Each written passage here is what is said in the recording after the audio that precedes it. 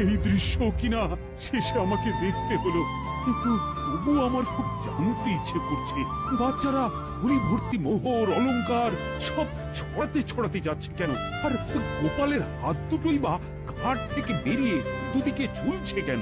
মহারাজ, আর একটা ব্যাপার কি আপনি লক্ষ্য করেছেন? কি বলতো? গোপালের দেহ হারা কাঁধে করে নিয়ে যাচ্ছে। হ্যাঁ হ্যাঁ, ওই তো মন্ত্রী, সেনাপতি, জ্যোতিষী আর পণ্ডিত। আসলে গোপালের এই শেষ যাত্রা আমাদের কিছু শিক্ষা দিয়ে যাচ্ছে মহারাজ। এই যে দেখুন, যারা গোপালকে সহ্য করতে পারত না, এখন এখন তাদেরই কাঁধে গোপাল যাচ্ছে। তার মানে শেষ পর্যন্ত কেউই কারোর শত্রু থাকে না, সবাই মান অভিমান ভুলে কাঁধে কাঁধ মিলিয়ে পার করে দেয়। তাই তো, এই দৃশ্য তো সেই কথাই বলছে। আর ওই যে মোহর আর অলংকার ছড়িয়ে যাচ্ছে, সেটাও বুঝিয়ে দেয় যে এই অর্থ, সমৃদ্ধি সবই ফেলে একসময় চলে যেতে হবে।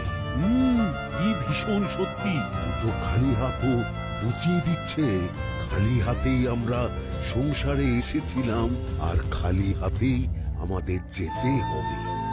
এই চরম সত্যিটা আমি আগে বুঝিনি। গোপাল, গোপাল, তুমি মরে গিয়ে আমাকে চরম শিক্ষা দিয়ে গেলে। ভগবান, কিন্তু এখন শিক্ষা পেলেও গোপাল তো আর ফিরবে না।